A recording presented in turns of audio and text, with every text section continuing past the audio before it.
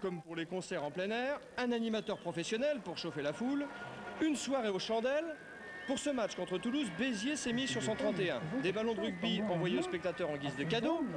Et bien sûr, un feu d'artifice pour créer l'ambiance. Hier soir, ce n'était pas Sauclière, mais Hollywood.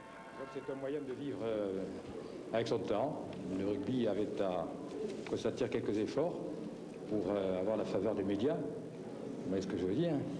Et je crois qu'il est en train de le faire intelligemment, parce que sans excès. Ce n'est pas Hollywood, c'est une animation d'avant-match qui me paraît tout à fait cohérente et qui ne compromet pas l'essentiel, qui concerne le spectacle sportif.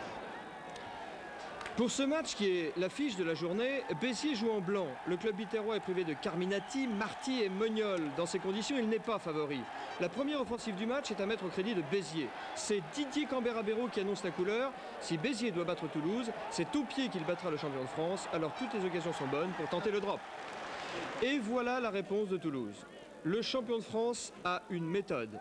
À l'extérieur comme à domicile, le Stade Toulousain respecte ses grands principes. D'abord, la progression dans l'axe profond, comme on dit maintenant, en enchaînant le jeu et en respectant ce principe fondamental du rugby, faire vivre le ballon.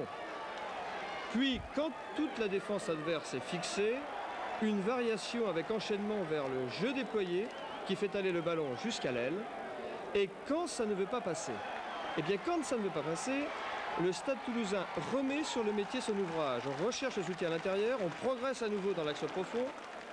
On cherche encore à provoquer une fixation de l'adversaire. C'est ce que Portelan, dans un premier temps, va chercher à faire dans les 22 mètres de Béziers, avec le soutien de tous les avants. Le pack biterrois est maintenant fixé. La balle n'est pas enterrée. Elle sort pour Lopez. C'est le mouvement perpétuel. Jeu déployé à nouveau. La balle à Bonneval, qui échoue à 1 cm de la ligne d'essai de Béziers. Le Béziers d'aujourd'hui n'est pas armé pour le jeu ambitieux du Stade Toulousain. Alors son salut, il le recherche dans les exploits individuels de ces joueurs qui ont la pointure internationale.